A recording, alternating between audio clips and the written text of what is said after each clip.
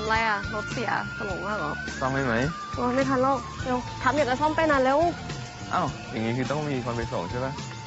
รออะไรเราเร็วเลยลีลาอยู่ได้